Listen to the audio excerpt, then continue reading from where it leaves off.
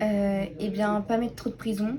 Je pense que la justice elle devrait fonctionner avec les jeunes. C'est-à-dire qu'elle doit écouter, beaucoup écouter les jeunes, prendre aussi en compte ce que les jeunes y pensent. Et grâce à ça, ils peuvent eux aussi, de leur côté, travailler. J'aimerais bien que la justice soit plus douce avec les jeunes. Elle doit fonctionner en comprenant le jeune, en acceptant genre ce parcours, ce passé, parce que c'est ce qui fait au final ce qu'il est aujourd'hui, ses erreurs. Elle doit aussi faire comprendre son projet d'avenir. Être un peu plus clément et pas être trop sévère.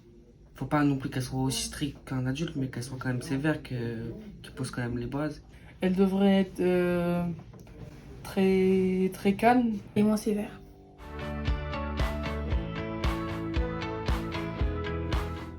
Protecteur. Un avocat, ça doit être quelqu'un de ferme. Être travailleur, il devrait faire son travail parce que je pense qu'il y a des avocats qui sont plus là pour faire du chiffre d'affaires. Défense. Justice, aide. Qui devrait à un moment prendre ses responsabilités. À l'écoute. Loyauté.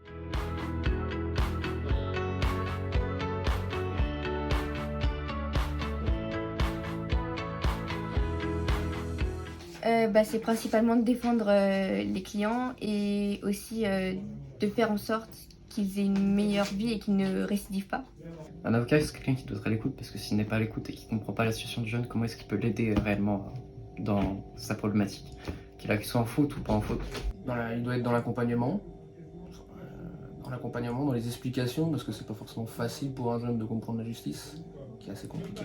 Un avocat, pour moi, c'est quelqu'un qui est là pour aider un client. Quand il va au tribunal, d'être sûr de lui, de tout ça. Et d'être prêt à défendre coûte que coûte quand il s'engage dans un dossier, de ne pas le lâcher, de rester jusqu'au bout. Dire la vérité. Expliquer la situation au jeune, parce que sinon il va pas comprendre ce qui va se passer. Et donc essayer d'être capable de le rassurer.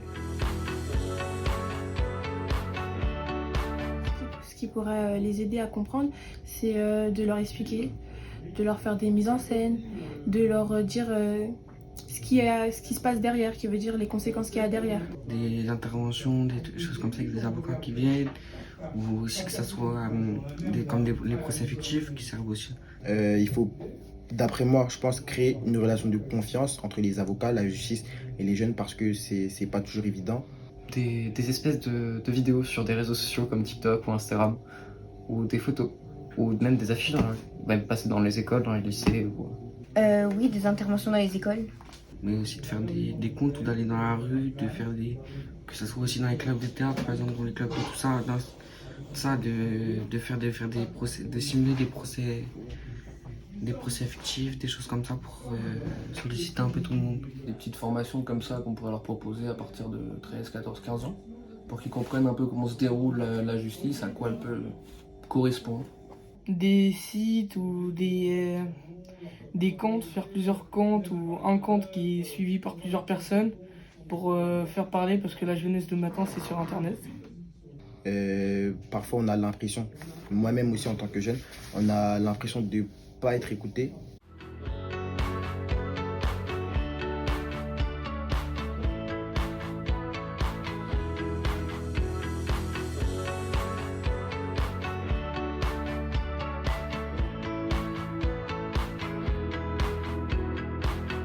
Oui et non. Non, c'est pas une bonne sanction. Genre, un jeune il peut faire une erreur, parce qu'on peut tous faire des erreurs. L'être humain c'est pas parfait, et aller en prison ça peut aggraver le cas du jeune, parce qu'il va rencontrer des gens qui vont pas forcément l'aider, ça peut même lui apporter des traumatismes. En fait, c'est selon la bêtise. Et c'est selon le contexte. C'est-à-dire que si c'est un contexte grave, oui, mais si je pense que c'est un contexte moins grave, je dirais que c'est mieux qu'il fait de la garde à vue.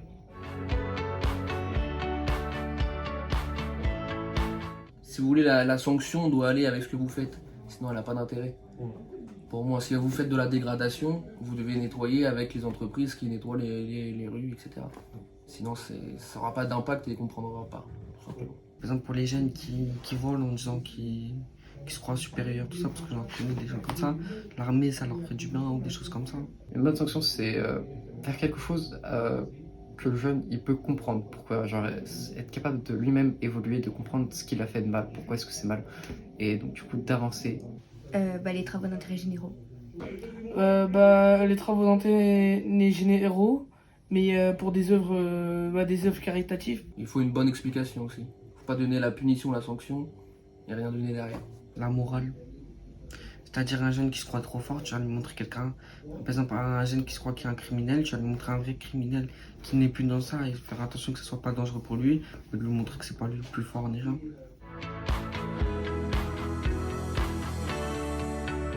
L'objectif, ça serait de leur mettre entre guillemets droit dans la société, qu'ils puissent trouver un job, tout ça, etc.